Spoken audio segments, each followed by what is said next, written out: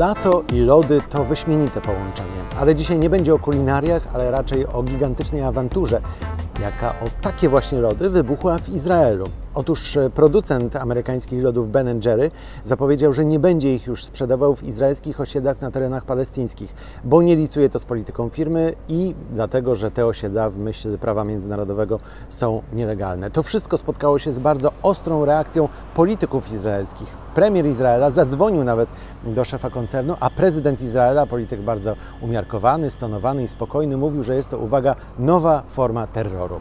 Sprawa wydaje się absurdalna, bo jest absurdalna, ale ma swoje korzenie znacznie głębiej. Wyjaśnijmy zatem, o co chodzi.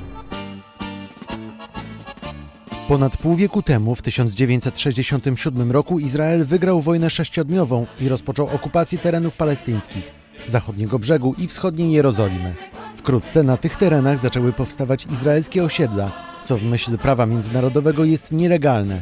Kolejne palestyńskie powstania nie przynosiły rezultatów, więc na początku XXI wieku Palestyńczycy założyli ruch BDS, który nawoływał do bojkotu gospodarczego Izraela. Teraz, gdy wybuchła afera z lodami Ben & Jerry, izraelscy politycy uznali, że to wynik lobbingu ruchu BDS, a że sam ruch BDS uznawany jest przez izraelskie władze za skrajnie antysemicki, to jest już dla Was jasne, dlaczego reakcja polityków na sprawę z lodami jest tak ostra. I niezależnie od tego, jak zakończy się cała ta sprawa z lodami, to wiadomo, że Izraelczycy lody mieć będą tej czy innej firmy. Ale sprawa pokazuje jeszcze jedną rzecz. Otóż konflikt izraelsko-palestyński, który trwa już ponad 70 lat, jest tak zakręcony, że niewiele trzeba, by nawet najdrobniejsza rzecz stała się przedmiotem polityki.